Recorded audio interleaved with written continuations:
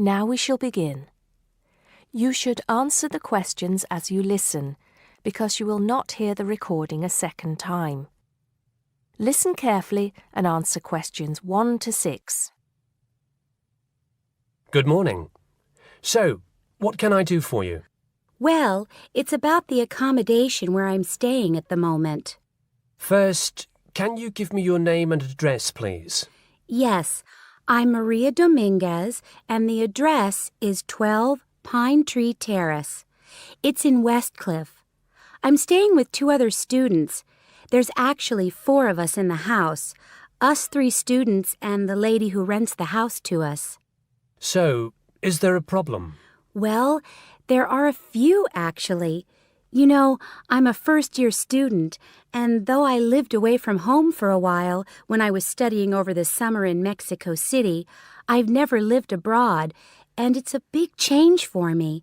The course is tough, but that's not the main difficulty. I'm coping with that up till now, anyway.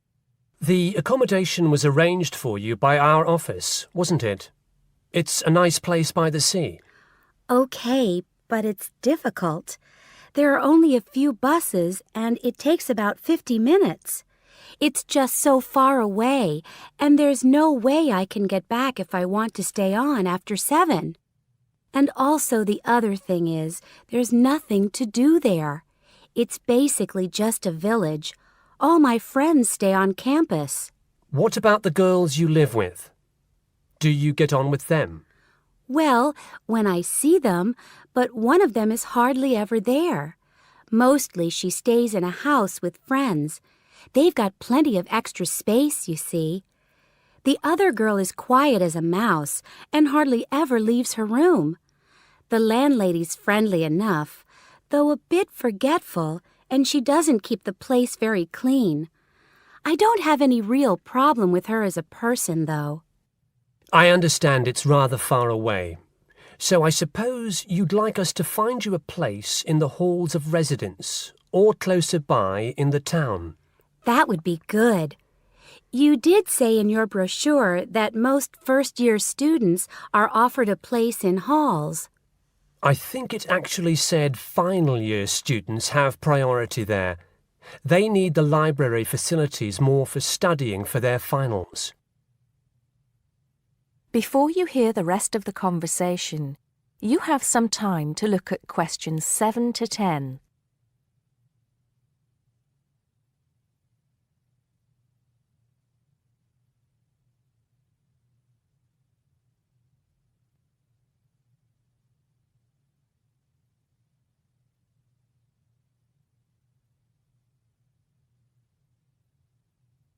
Now listen and answer questions 7 to 10.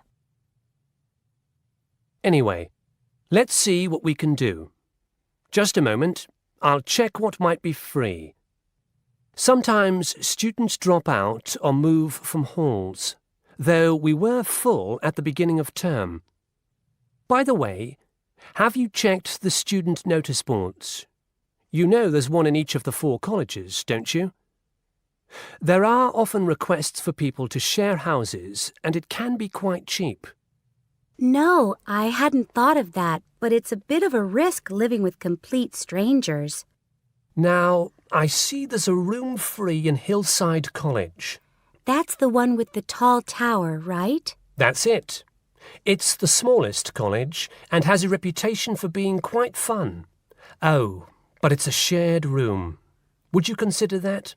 That's going to be a problem for studying, isn't it? What if she plays music all the time, and maybe we won't have anything in common? Maria, I see you're studying history. So is this girl, Francesca. She's Italian.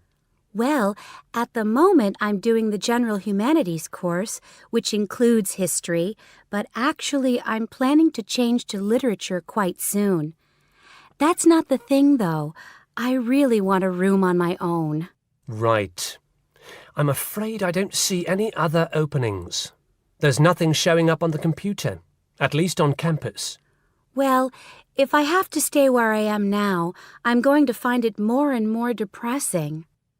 Here's one more thing we can try. The university owns several places on the Thanet Road and also by the West train station. Both of these are about a 20-minute walk down the hill. They're not the newest of buildings, but I could check for you. Can you come back tomorrow? Oh, no, that's Saturday. What about Monday? Yes, sure. I'd really appreciate it if you could do something for me. Let's hope so. That is the end of part 1. You now have half a minute to check your answers.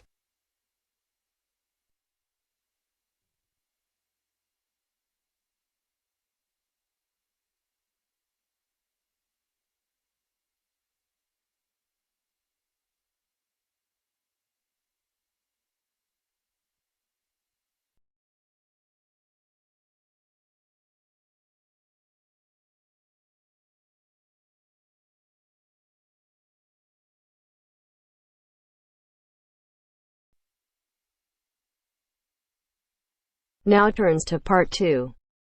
Part 2. You will hear two students talking about a class assignment about wild bird rescue and rehabilitation. First, you have some time to look at questions 11 to 15.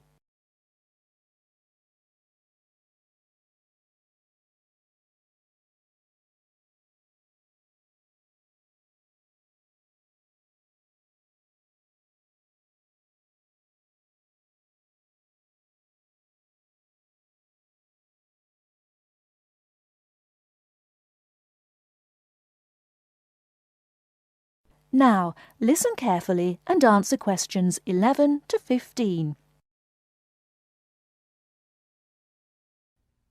Okay, let's go over the requirements and see what we have left to do. Let's see. We have to give the professor a written summary of the information we've gathered on our topic, wild bird rescue and rehabilitation. The other written thing we have to turn in is a case study of the rehabilitation of one bird. We have the information on that already. Right. All we have to do is write it up. What about charts and graphs?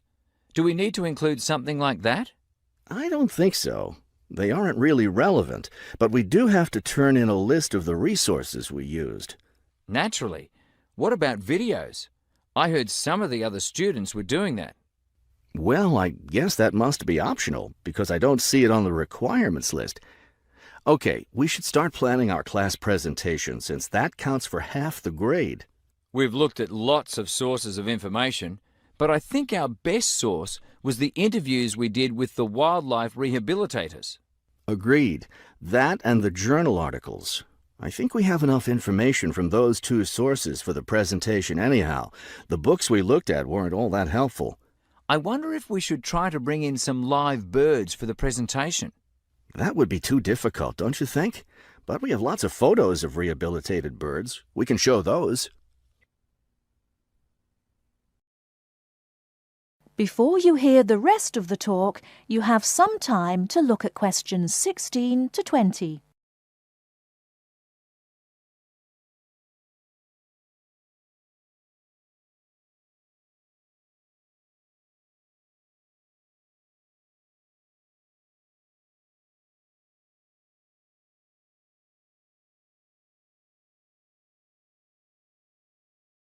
Now listen and answer questions 16 to 20. Right. Okay. I think we should start by talking about how to rescue a bird. Probably first we should help people understand which birds need rescuing. Yeah, that's really important. Because a lot of times people see a baby bird that's all alone, or they find a bird sitting on the ground and they think it needs to be rescued. And usually, those are just baby birds learning to fly. So we should emphasize that people should only attempt to rescue a bird that's clearly injured. For certain kinds of birds, the rescuer needs to wear protective gloves because some of those birds have sharp claws and can tear your shirt, or worse, injure your face or some other part of your body. Yes, that's an important point. Okay, next, let's tell people to put the injured bird in a box with good air circulation.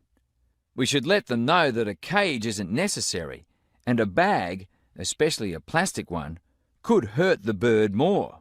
Another thing we need to say is that the best way to help the bird stay calm is not by petting it or talking to it, but by leaving it completely alone. Then people should take the bird to the bird rescue center as soon as possible.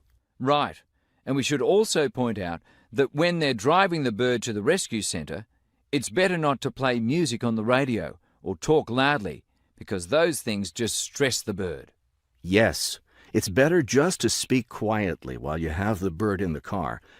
Okay, we've got that part covered. Next, we should talk about what happens at the rescue center. That is the end of part 2. You now have half a minute to check your answers.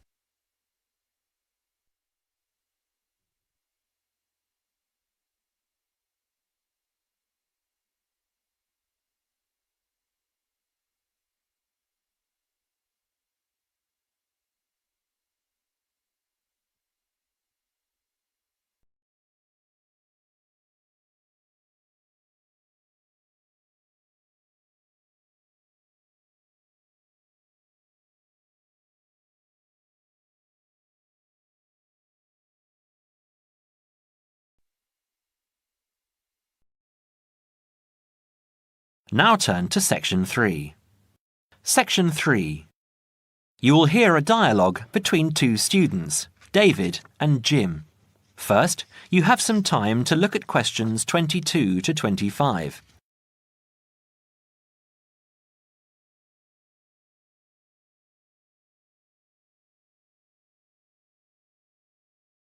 Now listen carefully and answer questions 22 to 25. Hi, Jim. Hi, David. I'm glad I found you. I've got a topic for our presentation next month. What is it?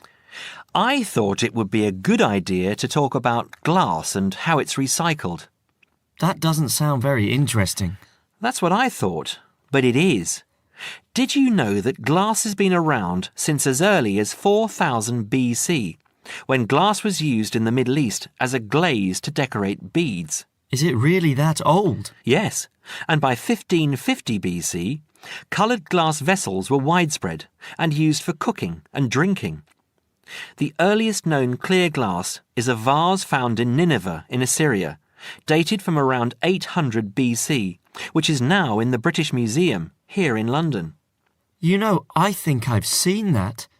I was at the British Museum a couple of months ago with Lisa. We don't realise how valuable glass was. It wasn't used widely back then.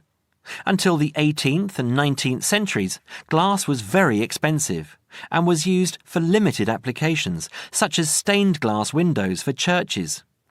Large-scale glass manufacturing began with the Industrial Revolution, with the mass production of glass containers beginning at the onset of the 20th century, and glass light bulb production automated in 1926. How expensive? I don't know. But nowadays glass is much less expensive and is taken for granted as a packaging material, in addition to its use in windows and other applications. Do you know what glass is made from? New glass is made from a mixture of 4 main ingredients: sand, soda ash, limestone and other additives. These additives include iron for colour, brown or green, chromium and cobalt for colour, green and blue respectively, lead to alter the refractive index, alumina for durability, and boron to improve the thermal options. Annually, total glass use in the UK is estimated at around 3.6 million tonnes.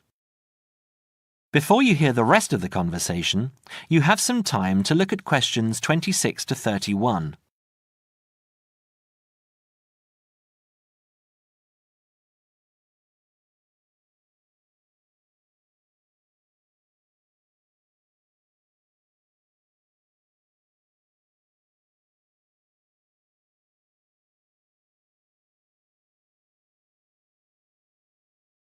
Now listen and answer questions 26 to 31. You're kidding. That's phenomenal. What do we do with all that glass? Where does it go? Using present technology, the UK glass industry has the capacity to recycle over 1 million tonnes of glass each year. And this, coupled with the material's unique ability to be infinitely recycled without compromising its quality, creates a compelling case for the recycling of glass. Despite this, glass makes up around 7% of the average household dustbin, and last year over 2.5 million tonnes of this material was landfill. How can glass be recycled? It can be recycled indefinitely as part of a simple but hugely beneficial process, as its structure does not deteriorate when reprocessed. In the case of bottles and jars, up to 80% of the total mixture can be made from reclaimed scrap glass, called cullet. What's it called? Cullet. C-U-L-L-E-T.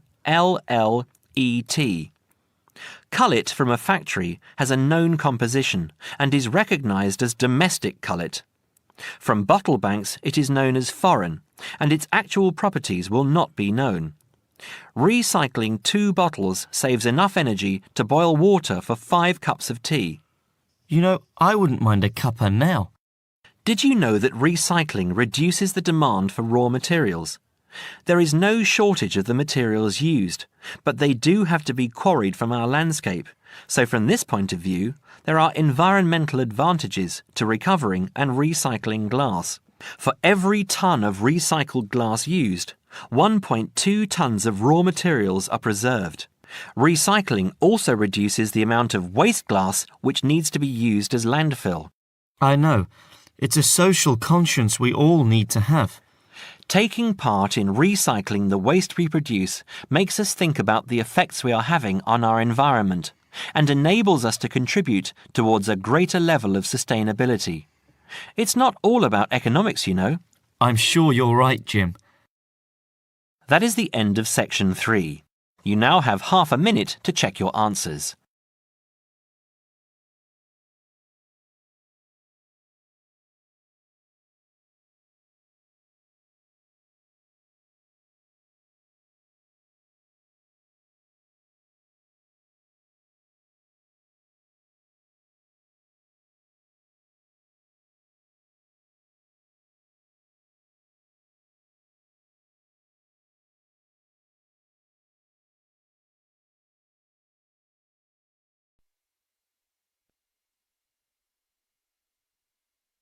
Now turns to Part 4. Part 4. You are going to hear a lecture given by a tour agent. First, you have some time to look at questions 31 to 40.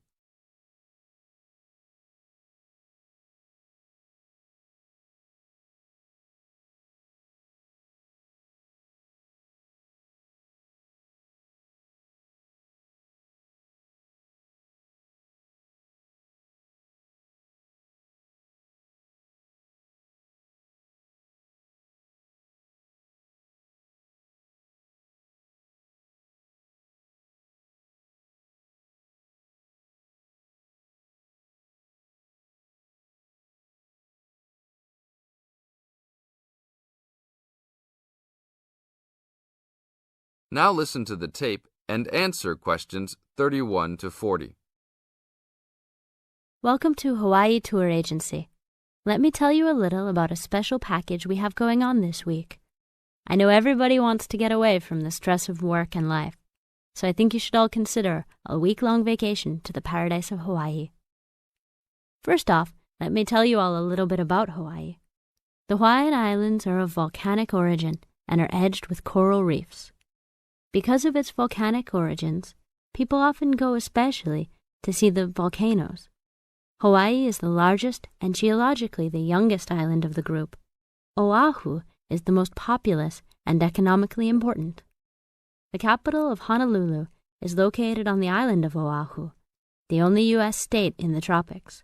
Hawaii is sometimes called the paradise of the Pacific because of its spectacular beauty, abundant sunshine, expanses of lush green plants and beautiful colored flowers, palm trees, coral beaches with rolling white surf, and cloud-covered volcanic peaks rising to majestic heights. Some of the world's largest active and inactive volcanoes are found on Hawaii and Maui. Eruptions of the active volcanoes have provided spectacular displays, but their lava flows have occasionally caused great property damage. The lava can spill down the mountains into the settlements where people live. The most famous of these is right by Honolulu. It is called Diamond Head because from far away, the top of the volcano looks like a diamond. Vegetation is generally luxuriant throughout the islands, with giant fern forests and lush vegetation. Although many species of birds and domestic animals have been introduced on the islands, there are few wild animals other than boars and goats, and there are no snakes. The coastal waters abound with fish. More ethnic and cultural groups are represented in Hawaii than in any other state. Chinese laborers who came to work in the sugar industry were the first of the large groups of immigrants to arrive, starting in 1852, and Filipinos and Koreans were the last, after 1900. Other immigrant groups, including Portuguese, Germans, Japanese, and Puerto Ricans, came in the latter part of the 19th century. Intermarriage with other races has brought a further decrease in the number of pure-blooded Hawaiians, who comprise a very small percentage of the population. Now all of this sounds very interesting, right? For only $600 per person, we are offering a tour package to Hawaii. This includes your round-trip airfare and fully guided tours. The duration of the trip is 5 days, including hotel for 5 nights and tour buses that will take you all around. We will go to the famous beaches, the volcanoes, and the forests. Sign up today to save your space, as seats are running out quickly. That is the end of part 4. You now have half a minute to check your answers.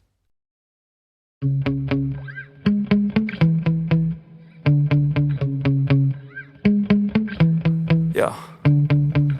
Sometimes I get so mad, there's no controlling me. My thoughts get so bad, I'm like, I might grab a bat, I don't know. My wrath, my blood boils over like